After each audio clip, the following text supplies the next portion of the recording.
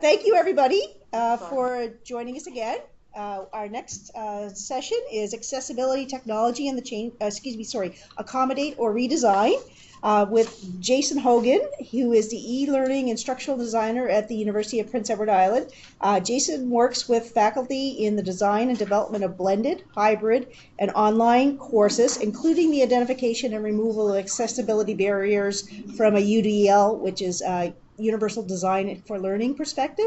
Jason and Nicole co-developed personas for UBC's Open Accessibility Toolkit. Also with him is Nicole Wadden Garland, who is the coordinator of accessibility services at UPEI. She has a background in education, working in the K-12 system and post-secondary education for 10 years. Most recently, Nicole completed her MP Ed in teaching students with exceptionalities from the University of Western Ontario. She is passionate about students, their well-being, their success, and helping them reach their full potential through a barrier-free education. Thank you very much, Jason and Nicole, for joining us, and take it away. Yep, it's just going to take a second to load. But while we're doing this, we also have a back channel on Twitter, which is #AOR. So we'll be looking at that if you have, if you want to contribute through Twitter. That hashtag down at the bottom of our slide, #A or R. We'll be keeping an eye on that. So as Cynthia mentioned, my name is Nicole Wadden Garland. I'm the coordinator of accessibility services here at UPEI. This is not a picture of me. This is a picture of each of my daughters. I have two 2-year-olds, and they take up most of my time outside of work when I'm not helping students who are seeking assistance for various disabilities at UPEI. Jason, if you want to... And I don't have any cute children, so this is a picture of me and my coworker, who's a multimedia specialist here at the university. So like Cynthia said, I'm an e-learning instructional designer here. We work in the e-learning office. Okay, so this activity, we actually were exposed to this type of an activity at a UDL conference that was hosted at UPEI 2 years ago, and we have made some edits and changes to it specifically for this presentation. We have to a group of librarians yet. Most of the time it's been to faculty or teaching instructors. So we've made some changes, but we do want to give credit to the originators of this activity.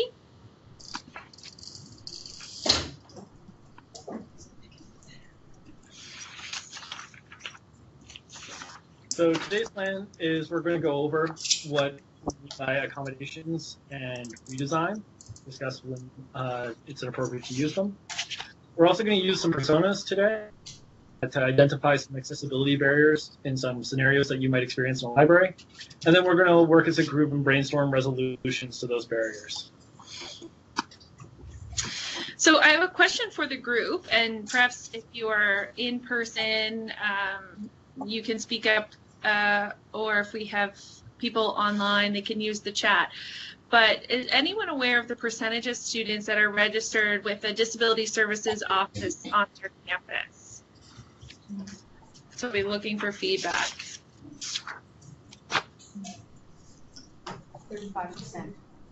So there's a 35% in the room from what it? Marconi. Oh, it's from NSCC. The Marconi campus. At the Marconi campus. Yeah, that's one campus. That's just one campus.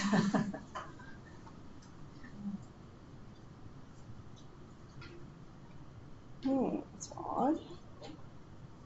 Okay, so anybody else want to share?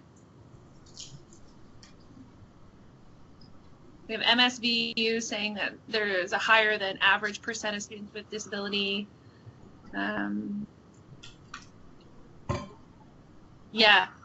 There is a difference between, someone is mentioning that there is a difference between how many are registered and how many actually need to be registered and don't know about the services. Yes. So the numbers that I'm going to talk about here are representative of UPEI, and are only those who have registered with accessibility services. So that means that they have self-identified and are registered for some kind of an accommodation, whether it be a physical or an academic accommodation. So at UPI, we have about 12% of the population. Across the Atlantic region, it's been about 8 to 14% based on information that I've gathered from my colleagues. But it's not uncommon to see this kind of exponential growth on our campus, on other campuses as well. So people are growing like 20 and 30% year after year, because we're getting so many more students either self-identifying or coming in with a diagnosis.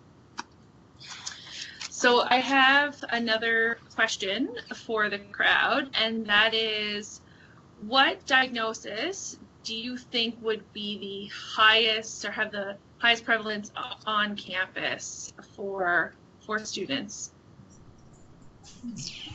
Learning disabilities / anxiety. Learning disabilities / anxiety. CC Marconi. No, that's what ours is. Do you see one learning disability more than others? I don't deal with them directly, so they just tend to be lumped. By the time I see them to do alternate format text, it's just learning disability. That's all. Okay. Any other feedback? Anybody on the We're virtual? checking the chat out here. I don't see anything for this one. So at UPEI, you'll see this chart here. And these numbers are based on last year, the 2017-2018 year. We don't have... We're back, very quickly changed location. So as I was saying, this chart shows various disabilities represented by percentage at UPEI, top being mental illnesses, with anxiety probably being the most prevalent in there. Our second places are ADHD and LDs on there. And if you look at the entire pie, all the dark or the bluish colored slices represent invisible disabilities. So that's something that's kind of new, I guess, to people who see disability through a lens of something physical. If you look at those that are visual, hearing, physical impairments, they're a very small portion of our overall student population. So I think we've had to shift our perspective of what it looks like or what it is to be a student with a disability, and how most of those students have invisible disabilities, and so we may not be aware, upon first encounter that they have a disability. And so how we address that student population has had to change as well. On campuses across the Atlantic region, this would be similar. We have rising populations of students with autism spectrum disorder and brain injury. That's what some of my colleagues have reported. So post-concussive syndrome or acquired brain injuries are also growing quickly on campuses. So talking about that change in perspective and in population, I'm not sure if anyone has seen this animation before, but what I hear is that fair? Is that, are we giving everyone the same opportunity because someone gets additional time to write a test or exam? That's one that we hear all the time. So if you look at this representation, here's what equality does: puts everyone on the same playing field, but not everyone is the same, so you're not giving the same opportunity. Equity is a little better, that you're giving more kind of accommodation or service to those who might need it. But what we're striving for, perhaps, is liberation, where everyone can be who they are, how they are, and interact with surroundings as is. So according to Rose and Meyer, who are two researchers in the area of universal design for learning, barriers to learning are not, in fact, inherent in the capacities of learners, but instead arise in learners' interactions with inflexible educational materials and methods. So when we look at what's existing on campuses today for accessibility services, lots of people are running on a medical model, so you have to have a diagnosis. The issue is with the person. There's got to be some kind of solution or a fix, and it really becomes a barrier because we rely heavily on disclosure and students being able to come forth having to say, this is my disability, and there's lots of stigma that goes along with that and fear that goes along with people finding out that someone might have a disability. Whereas if you move more towards the social model of disability, that's where we get into things like universal design for education or for learning. And the issue is with the environment, so in our case, perhaps the university or the institution, and not the individual. It promotes a positive attitude towards diversity among students, staff, faculty, and raises awareness about supports available to all, because you begin to create an environment for all and not just those that are able. So when we look at accommodations, we're always looking at them based on an individual person's needs. We want to respect an individual's dignity. We want to have the person fully participate in their environment. We may adapt our current resources and vary the process that we're using, but it's always for, one particular person or one maybe subset. So anyone who has ADHD, let's say, will do kind of X, Y, and Z for that group of students, but it's not a for all type of fix. It's still based on individual needs. So coming at a redesign, if we go back to that baseball picture, we can see the accommodation as trying to correct the height of the individual people in the crowd, whereas the redesign means taking a look at the baseball field. So in that case, you have an opaque wooden wall and replacing that with a transparent chain link fence so that people can see through it, regardless of what height they are. So the goal of universal design for learning through redesign is the elimination of barriers in the learning environment or in the activity. And it means changing the activity for all students. So everybody that was going to that baseball game, that fence is changed for all of them, not just regardless of their height. And it's a proactive element. So you can think about it going into a course, what barriers might students face, or you might iterate on a course. So students ran into this barrier this year. As the next group of students come in, what barriers can we remove before they come in the second time? And it includes standards to ensure compatibility with assistive technology. So in a baseball diamond, maybe that's removing stairs and replacing with ramps or a level field.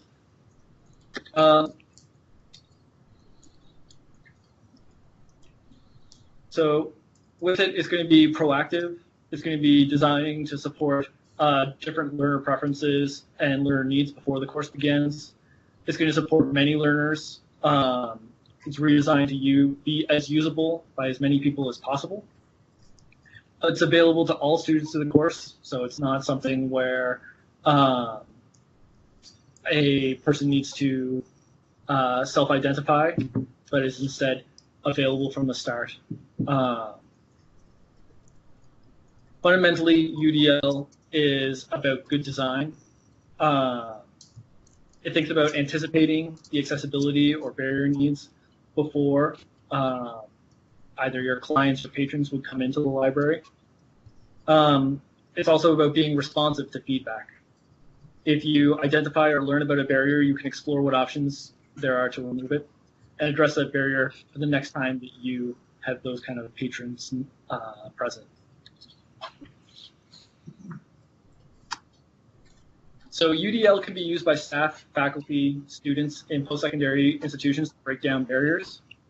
UDL is a framework that we use in instructional design that looks at kind of 3 levels: the multiple means of representation, how things are represented. So maybe that might be whether or not you have visual signs as well as audio announcements in your library, how people participate in a course. That would be assessments, but it might be things on how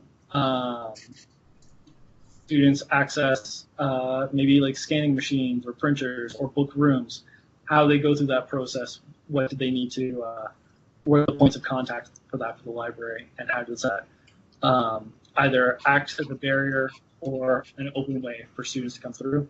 And then multiple means of engagement. So from a learning perspective, that might be how do you get students to participate in a course.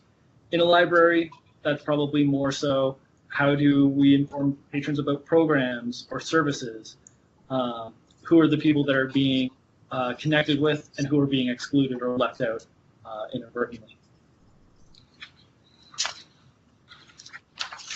So we're going to go through a little bit of a practice scenario. We have a student that has a research paper for their third-year history course. There's a book in the library that would be a good reference, but it's quite large and heavy. And the student is only interested in chapters 1, 3, and 8. And now we're going to introduce you to a student to think about kind of this perspective through. And our student is Anne. Anne is a chemistry major with ADHD, a learning disability that makes it difficult for her to concentrate. She uses learning software, Kurzweil, which does text-to-speech on her laptop, because she finds that reading and listening to the text at the same time really helps with her learning. She's 20 years old and hopes to become a pharmacist. She shares an apartment with 2 other female students. So looking at the perspective of Anne, and I'll just go back to that scenario, can we think of what barriers Anne might run into coming into try and find a research paper or starting to study for her research paper with a book that's quite large and heavy?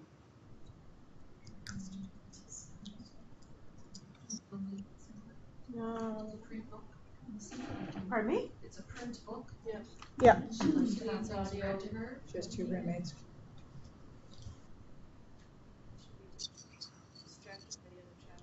We're also monitoring the chat if anyone wants to.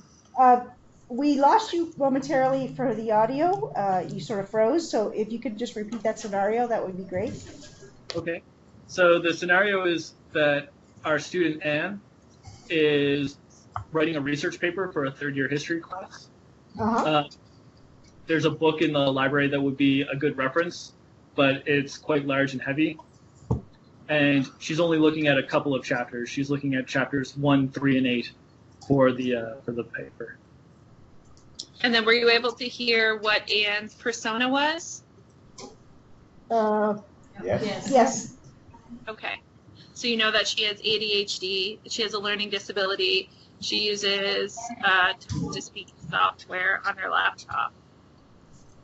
So our question to you are, what are some barriers that Anne might face in this scenario?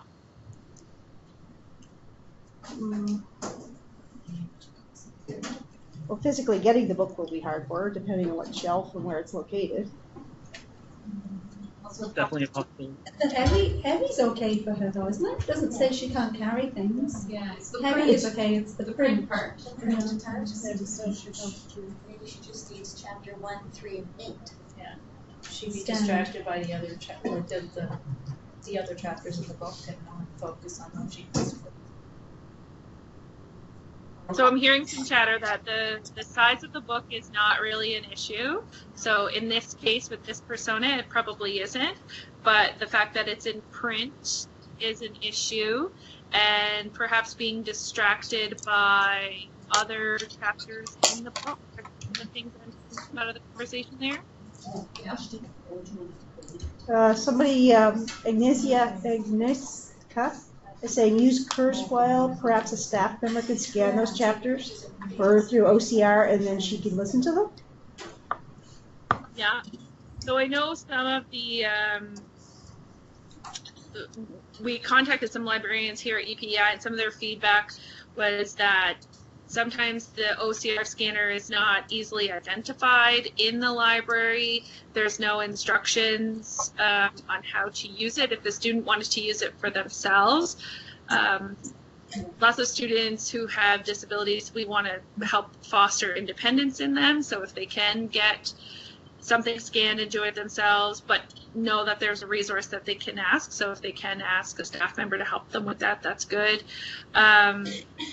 For someone who has ADHD, I would say the instructions would have to be very clearly identified, step-by-step process, and that will help a number of students, including maybe English language learning, who are not speaking English as a first language here, and anyone who has autism spectrum disorder would also benefit. Anyone who's suffering from executive function impairments would benefit from that clearly labeled, clear directions, step-by-step process on how to use it. Any other feedback? For those online, you can unmute and speak if you want to give a voice feedback.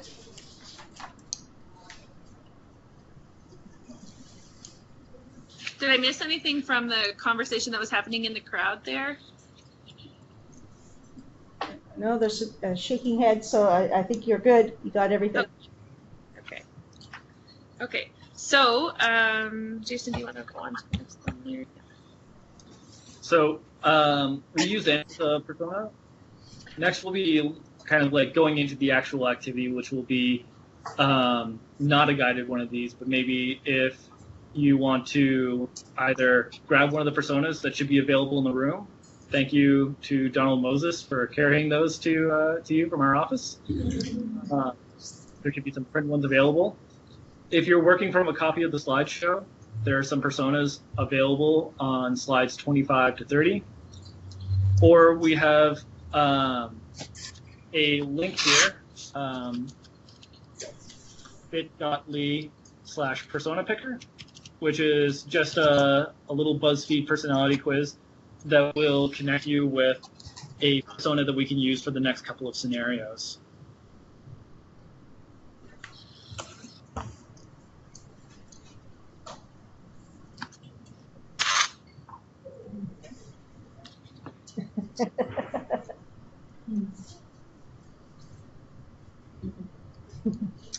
Great. So we're hoping that the next couple of scenarios do represent situations that present themselves in an academic library at a post-secondary institution. We did reach out to some of the librarians that we know on campus to help us come up with this because we did want to be representative of this population.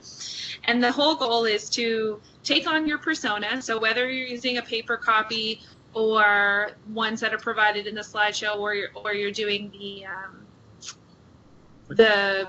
quiz, you will be assigned a persona. It'll go through kind of your scenario. Please take that on and put yourself in these situations and see, is there a redesign that's possible?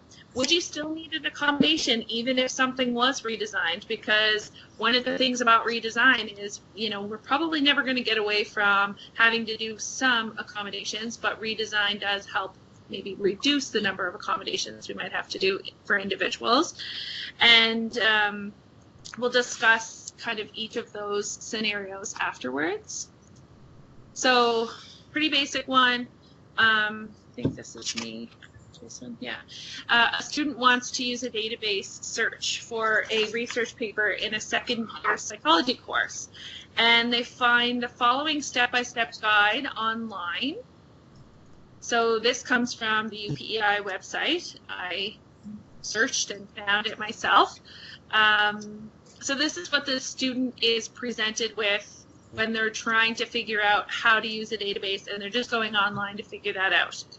So could your persona experience barriers through this scenario?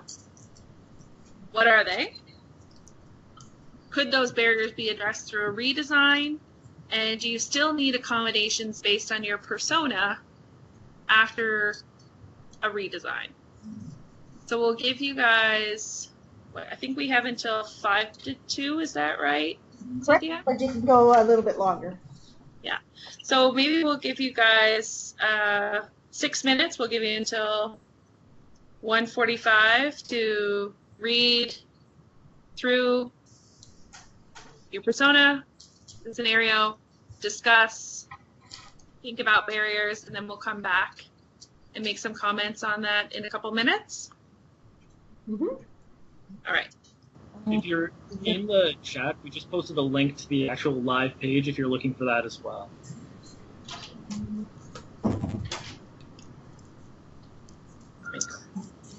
Okay, so maybe we can start to debrief this a bit. So there are a few comments that were made in the chat, so maybe I'll just address those first, and then we can talk about comments from the crowd. So let me just see.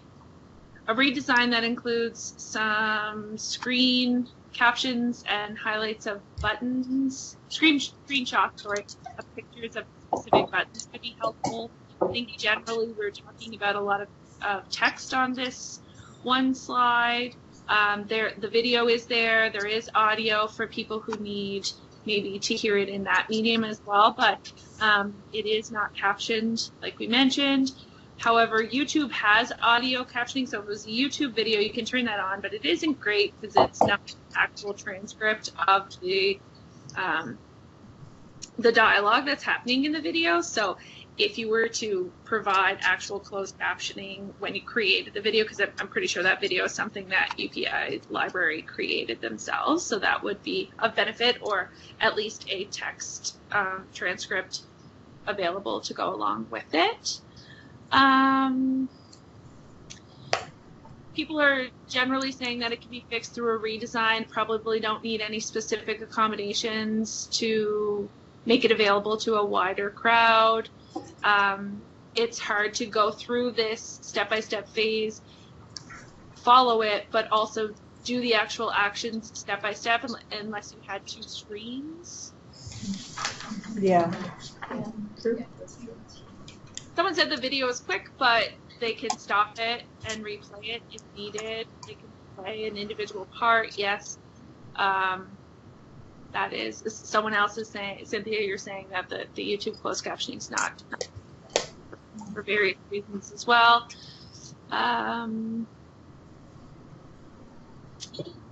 So, any feedback from the crowd? And maybe if you want to introduce what barriers your persona would face as well. Yeah, sure. Tell us what your persona is. Just a heads up. One of the folks had a persona. What's your name of your persona? Ramon. They're Ramon, and they're colorblind to red. So seeing some of this stuff is not going to be easy for them. Yeah. So like differentiating the link from the text. Yeah. Yes. Where we have like a quick 2-minute video showing the sequence. Yes. They might not that might not show up as brightly as it would for someone with the 3 kind of color cones. Anybody else have comments in the room? I can make one. Suzanne. So can you hear me? Yep. Yep. Yeah, great. So I have Mark, and Mark learns best by hearing. So he absorbs stuff better by hearing. So to me, and I may be wrong, but I would infer from that he has perhaps reading or visual impairment. So if I'm just looking at that and all I see is text, I may not even notice that there's a link on there for a video that I could use to help me learn or hear about the step-by-step process for searching a database. So for me, if there was an icon there that looked like a video or a YouTube icon logo, I think that I would be more prone to select that or know that I could access that information. Right, if it was like embedded right on the page where the little play button shows up. Yes. Yeah. At the top. Anything else? I just have another point about it's beyond my character, and everything you said was what my character would be. But for people who need or use screen readers, it's very difficult when they don't have headings and the numbers go 1, 2, 1, 2, 1, 2, 3. So a screen reader would only read that and not differentiate the different steps. So the first pair would be like navigating the website, and then the next pair would actually be limiting to an article, and then the next would be getting the source. So to a screen reader, all of that would be the same. And it would be very difficult for somebody who has those kind of impairments. Yep, you're right on.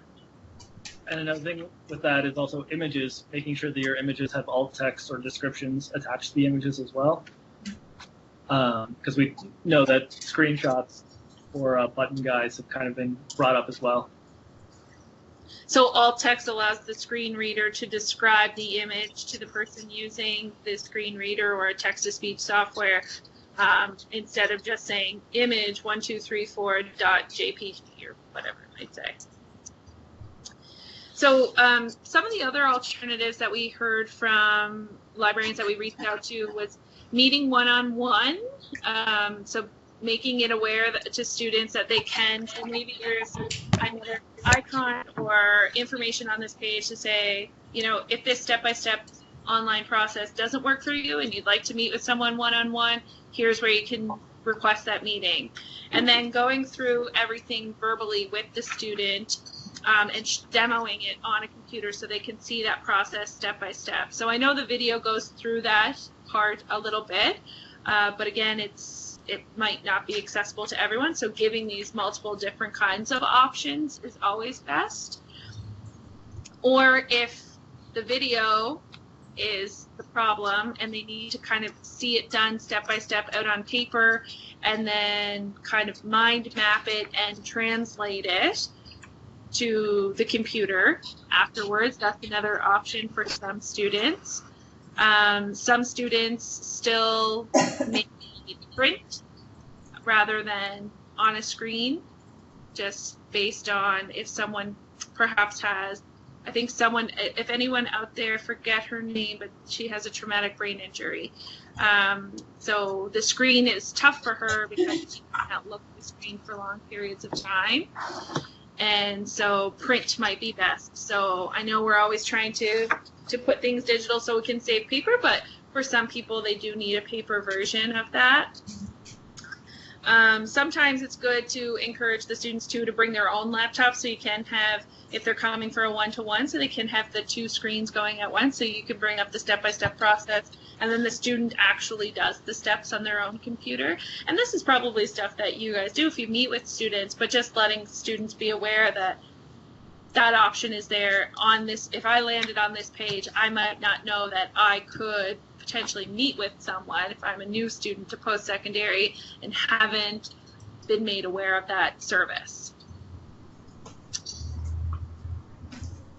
So maybe an audio transcript to follow along with, if only one screen, you can listen to the audio and follow along on the database. Yeah, that would be another good suggestion. So you could, if hearing is your strong suit. Yep, any way to get an ASL. Well, ASL, in PEI, ASL is very challenging because we don't actually have any signers for hire in PEI. So we more often rely on things like CART services, so real-time transcription, which I think you guys have access to, right, Cynthia, for this particular, right? Yeah, Christian has it. Yeah, so that is, and that's sometimes a benefit for students who are not English as first language as well. If their reading is stronger than like hearing or speaking, or if we speak with an accent or a dialect or something, then they can see it being transcribed in that way.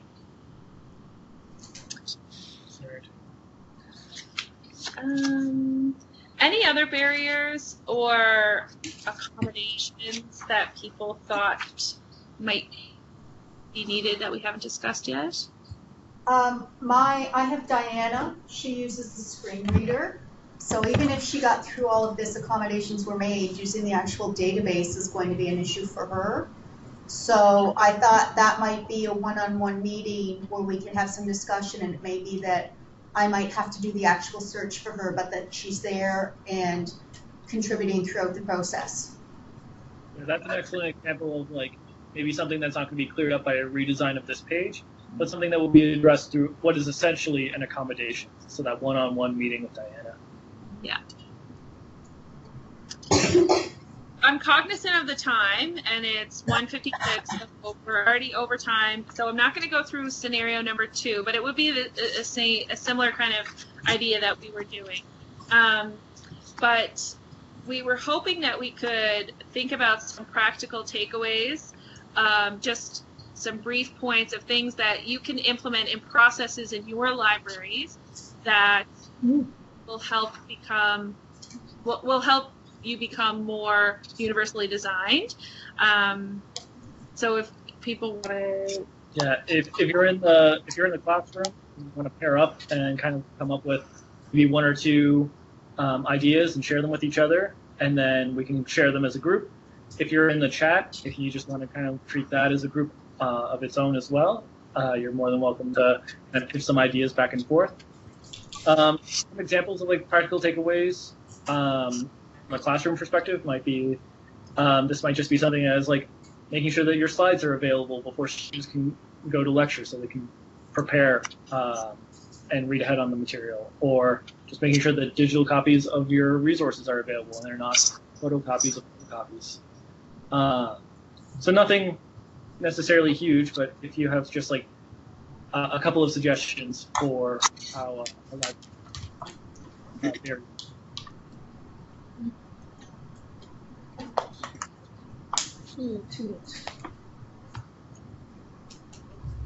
We could include more invitations to meet one-on-one on various instructional web pages. So there's a few comments in the chat. One was about including more invitations to meet one-on-one on various instructional web pages, so that the students know that online instructions are not their only option. and Jason's just putting a link to a Google Doc, and if we get some feedback here, we can compile it onto this Google Doc and people can have that access to that.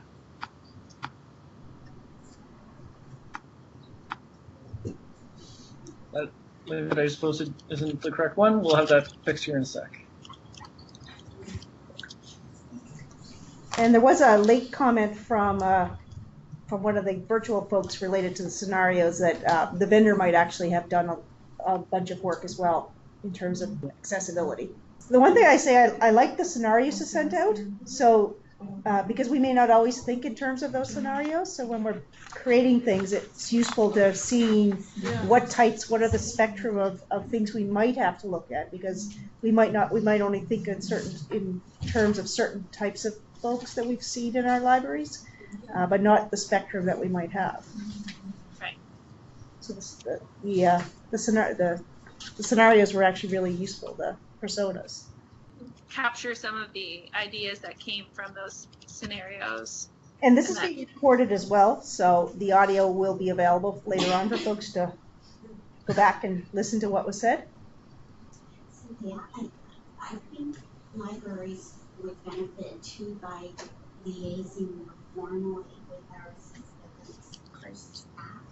Yeah. So Kathy was in the room here, was mentioning that libraries might benefit if they more officially or more formally liaise with the accessibility services on their campus. Any other comments from in the room or online?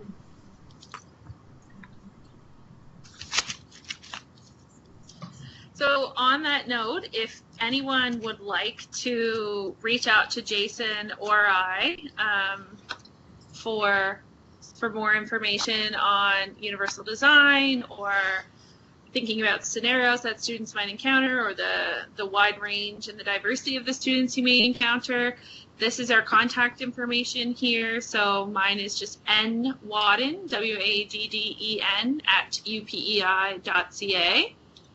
And mine is J as in Juliet, B as in Bravo, Hogan, @upei.ca.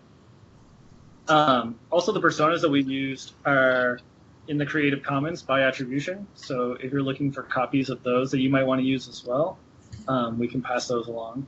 That would be great. And I'll be posting everything up on our website with the video and the slides and also the document you created, and a link to the personas as well. Okay, great. Thank you so much, Nicole and Jason. Does anybody have any last questions for either Jason or Nicole? Thank you. Any questions online? And thank you for Your patience. Your patience throughout our technical difficulties. Sorry about that. Oh, that's what happens. But we work around it and it all worked out. So great. Thank you so much to both of you, and especially for taking the time out of your busy schedules to join us here this morning. Yes, of course. Thank you. Thank you. Thank you. Have a great day, guys. All right.